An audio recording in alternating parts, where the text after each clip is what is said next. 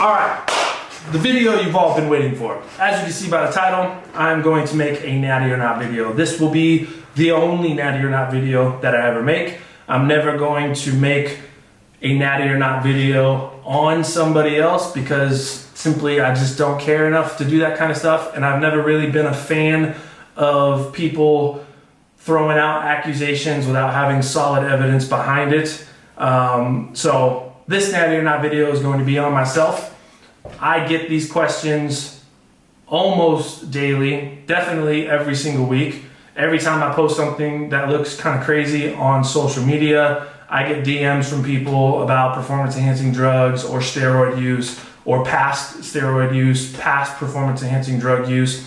So first off, when I say performance enhancing drugs, I'm just going to lump that all into everything that's on a banned substance list. So we're talking steroids, peptides, hormones, whatever it might be that's on the banned performance list, whatever that might be that's on a banned substance list, I'm just going to lump that all into performance enhancing drugs.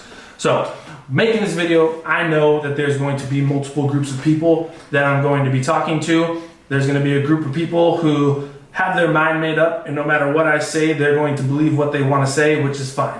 There's going to be another group of people who are going to be extremely gullible and just blindly follow whatever it is that I have to say and just believe my word to be gospel, and that's also fine. And then there's probably another group of people who are genuinely interested, just want to get information, and then they make up their mind on what they want to believe. And I'm not here to try to speak to any one particular group directly. I'm just going to give you guys information and let you decide how you want to receive that information and do with it what you want.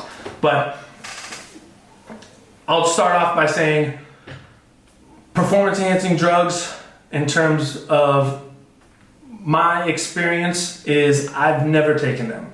I am not currently on them. At no point in my life have I taken anything that was currently on the banned substance list at that time. And I say it that way because I'm not trying to dance around and make it seem like I'm a natural person who's somehow in that gray zone. I'm saying that because there are things that I have taken that are now on the banned substance list, but weren't on the banned substance list when I took them.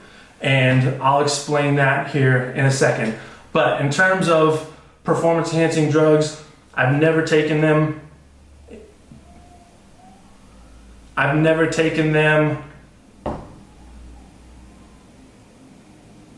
But in terms of performance enhancing drugs, steroids, hormone, or whatever it is you might want to call it, lifetime natural athlete, never taken anything, still not taking anything, possibly might take something in the future.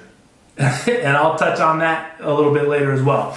But okay, let's get into, I just said I've never taken anything while it's currently on the banned substance list. Everyone's going to be wondering, okay, what did you take and when did you take it, so on and so forth. When I first started doing bobsled, which was in 2018, the workload and the demand of that sport was beating me up. I was in very great shape physically.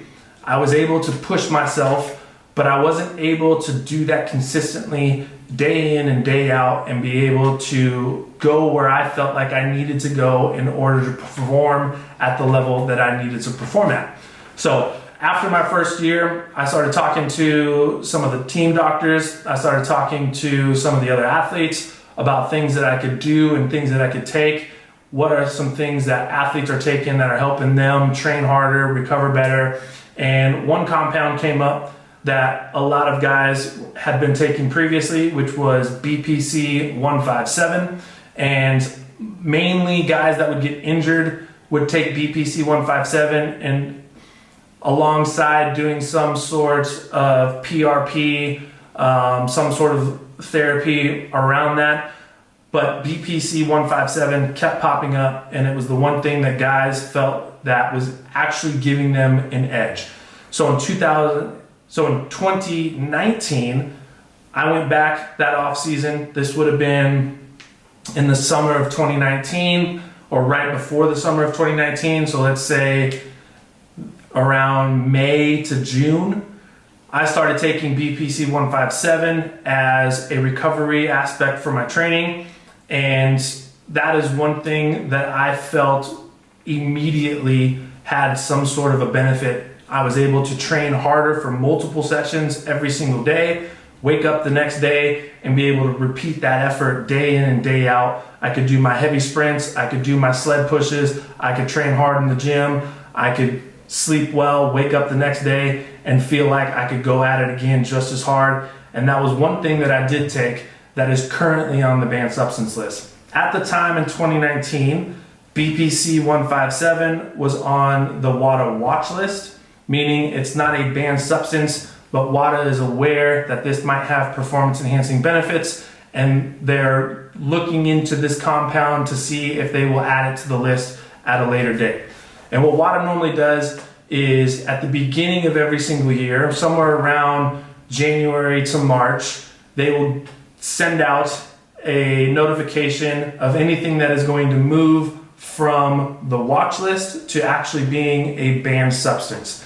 And this was probably late 2020-ish, maybe 2021, where WADA had announced that they're moving multiple substances from the watch list onto the banned substance list, as well as just putting other stuff onto the banned substance list. And being involved in an Olympic sport, anything that changed with the WADA banned substance list, our medical staff would get, and they would shoot those messages out to everybody, because the medical staff wasn't there to try to accuse anybody. They were just there to make sure everyone was aware of information that was changing or new information that was coming in. And they were aware that a lot of the members on the team were taking BPC 157. So somewhere around 2020 to beginning of 2021, they was notified that BPC 157 was going to be added to the banned substance list starting January 1st of 2022. And I remember this specifically because 2022 was the Olympic year, and everybody was doing everything that they could to try to be in the best shape and the best position possible to qualify for the Olympics. So we had a number of guys who were taking that compound that everyone needed to stop. And I think most people stopped at the end of 2020. I stopped taking it after that season was over, which would have been February to March of January 2021. And then the rest of that off season leading up into the Olympic year, I no longer took that compound because I didn't know how long it was going to stay in your system, and I knew it was going to be on the ban list starting January 1st, 2022. So that is one thing that I can say I have taken in the past, that if you look on a banned substance list right now, it will show up on the banned substance list. But I've always made sure to watch that list, see what things are being added, see what things are coming off, and then make my decisions on substances and different supplements that I can take that are not going to show up on that banned substance list. So outside of BPC 157, the other thing that I've taken that technically is on the banned substance list, although I haven't checked it recently since I'm not competing in anything, I don't know what it's actually labeled as right now, but that would be cannabis and cannabinoids. And cannabis was something that a lot of the bobsled community took part of simply because of the ability to bring yourself down after very intense training sessions, the amount of head trauma that you can experience in the sport of bobsled. Cannabis has a lot of positive effects to try to combat those different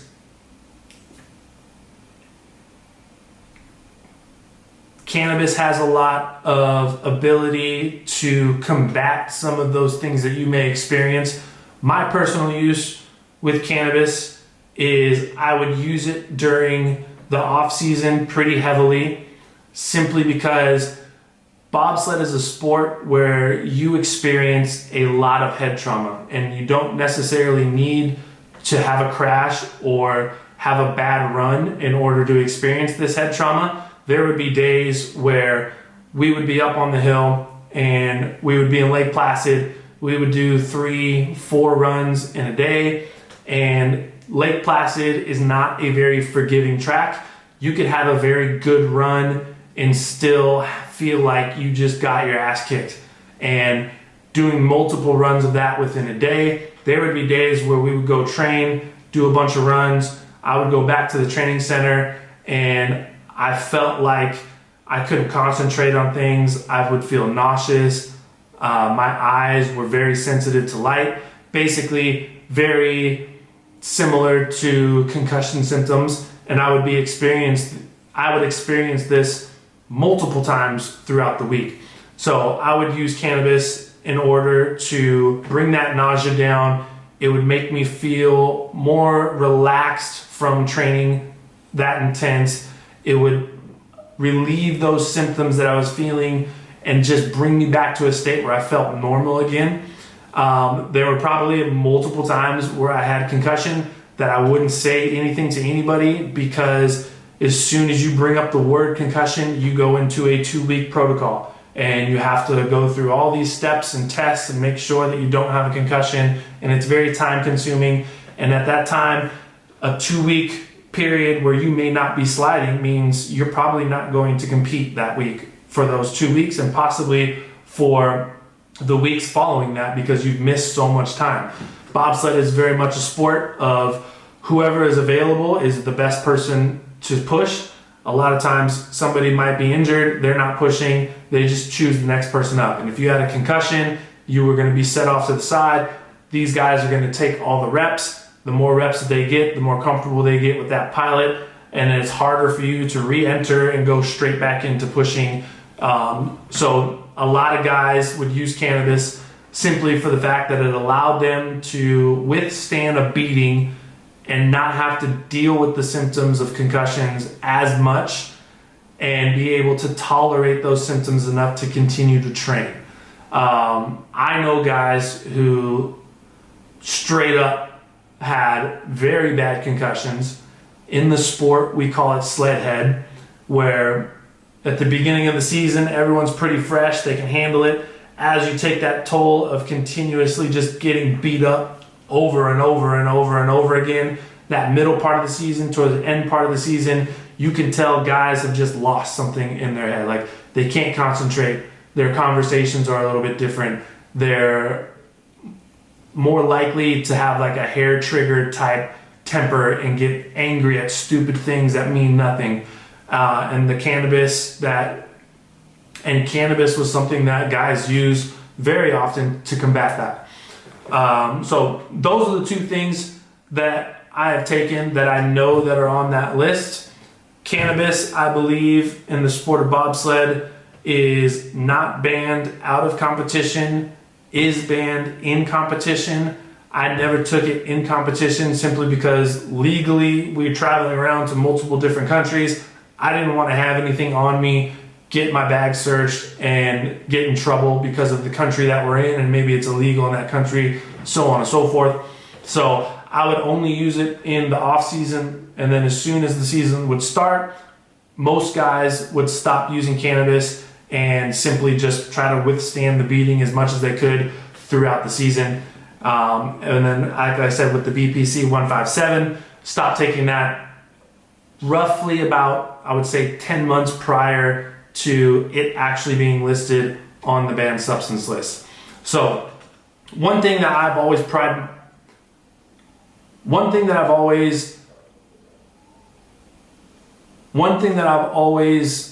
prided myself on, and prided is not a word, proud, I don't know, you get what I'm trying to say, is being very transparent to those who are following me, because I do understand that the image that I portray, the things that I do, the programs that I put out, people have a trust in that. And I've always said that I've never taken drugs, and people trust that. And I've always said that my programs are beneficial, and you will see progress on that, and people trust that. And if I were to be taking something and not being open about it, I would be breaking that trust. And I am somebody who I believe heavily on trust, loyalty, and respect. And I try to portray that as much as I can. So I've always said, and people have asked me about this, like, would I ever take performance enhancers in the future? And I've always said yes. And if I ever did, and whenever that time was, I would be open and transparent about it, because people would deserve to know what I'm taking and what type of benefit that's going to lead from taking that. I've done enough research on everything, and at the age that I'm at, the things that I would take would probably be narrowed down to just one thing, which would be some variation of testosterone replacement therapy. I've always told myself that I don't want to go down that route, because as soon as you do, you basically need to be on it for life. And I still feel that I'm capable of performing at a high level, or at least what I consider to be a high level, and I'm still seeing progress, and I still feel good, and I still train well, and I'm going to ride that wave for as long as I can. And as soon as that starts to crash down, that would be the time that I would look at taking some sort of testosterone replacement therapy, hormone replacement therapy, to allow that wave to go back up. But at 38, I'm still seeing progress. I'm still seeing gains in strength. I'm still seeing gains in speed, my ability to express my training the way I like to, which is to be big, strong, and fast. And I want to continue that for as long as I possibly can, in order to have the most benefit from when the testosterone replacement therapy era would begin. And whenever that would begin, I would be upfront and tell people about it. But until then, I'm going to continue just doing what I'm doing. So the stuff that I do take now, that I feel, so I'm aware that there's going to be a lot of questions about I am aware that there's going to be a lot of questions about supplements and what do I take. I don't take anything crazy. Like, everything that I take, you can go into a supplement shop and buy. Pre-workouts, protein. I take some variation of like vitamin D, zinc, magnesium, and creatine. Like, nothing that you can't walk into a store and go buy on your own.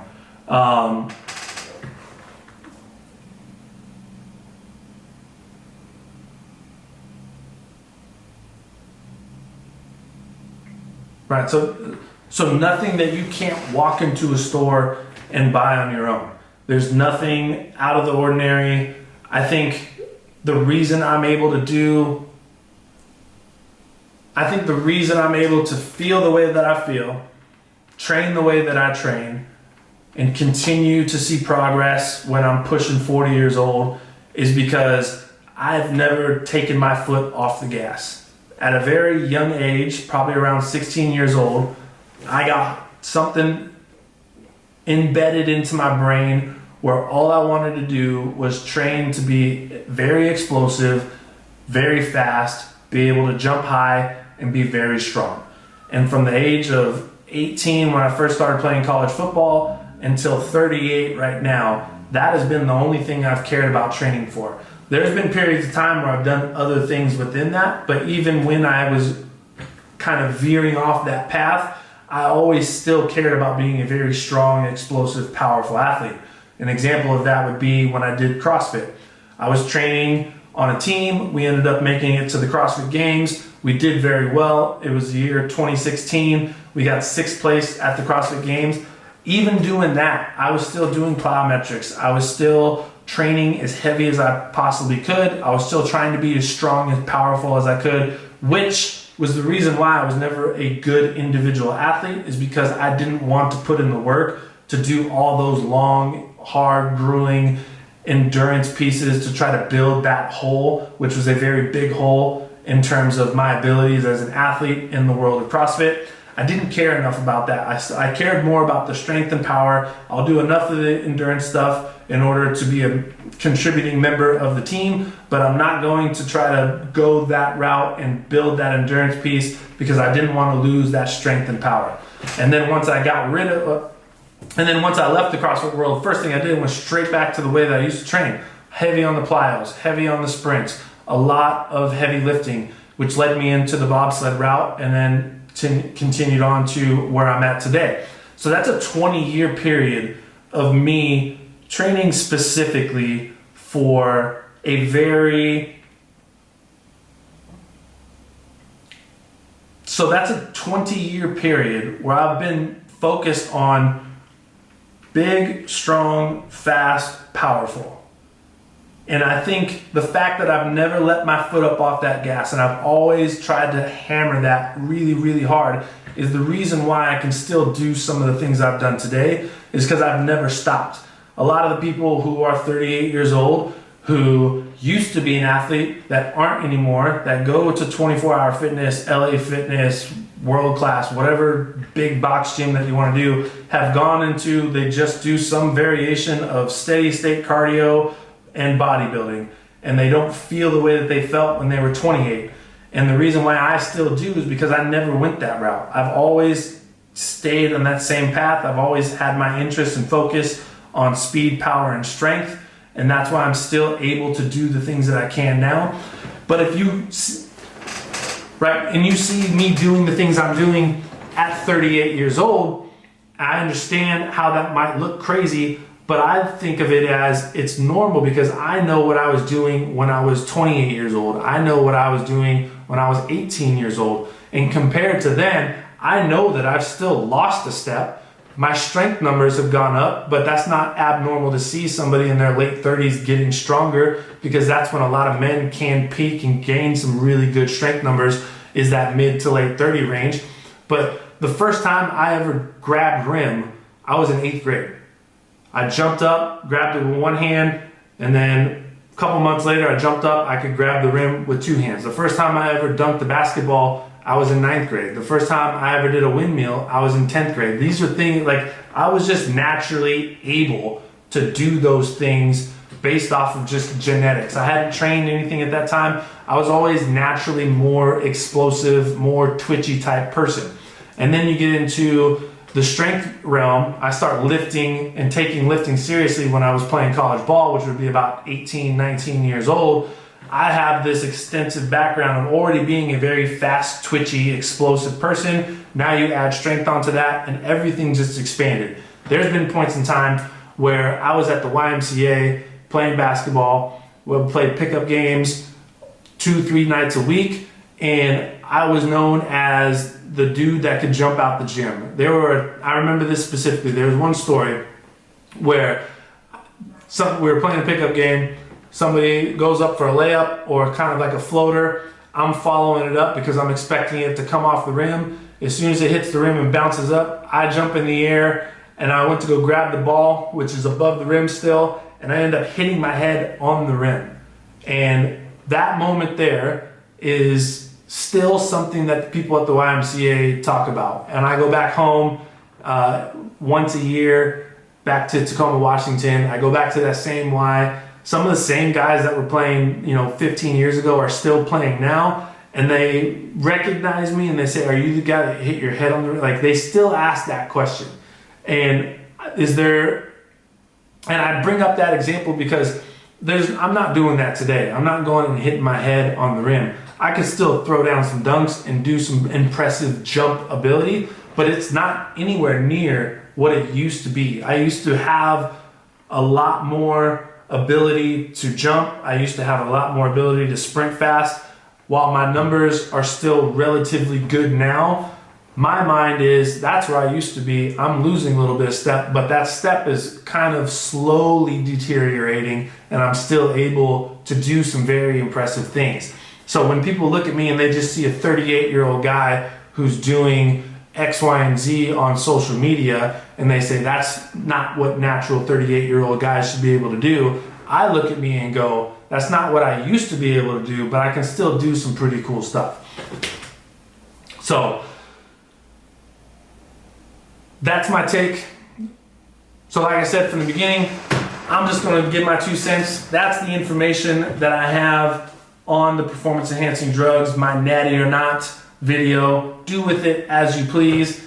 And then the next video will be back to me just doing some training and hanging out. And then we'll get back to our regular sporadically programmed show.